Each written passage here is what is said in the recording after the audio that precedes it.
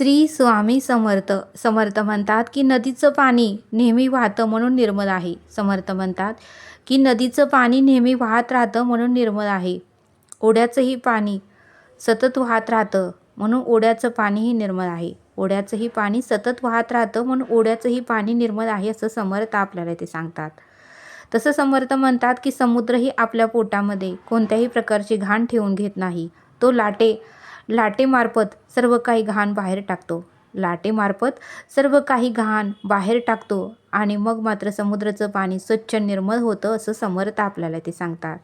तसं समर्थ म्हणतात की विवेकातून घ्या, आपल्या देहाकडे या. आपल्या देहाने सुद्धा आपल्यातले दोष बाहेर टाकले, आपल्यातला राग जर बाहेर टाकला, क्रोध, मत्सर, तिरस्कार हे जर आपण हळूहळू करत बाहेर टाकत राहिलो तर आपलं मनही स्वच्छ निर्मळ त्या पाण्यासारखं होईल, असं समर्थाने आपल्याला ते सांगितलं.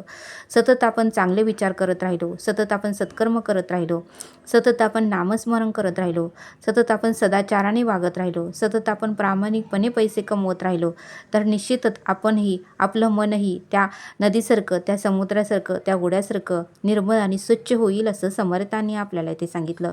म्हणून समर्थ म्हणतात की नियमितपणे आपण 2 टाईम जेवण करतो, नियमितपणे आपण विश्रांती घेतो, न चुकता आपण थोडा वेळ का होईना मोबाईल हातात घेतोच, तसं आपणही न चुकता थोडा वेळ का होईना नामस्मरण केलं पाहिजे, चांगले विचार केले पाहिजे, सत्कर्म केलं पाहिजे.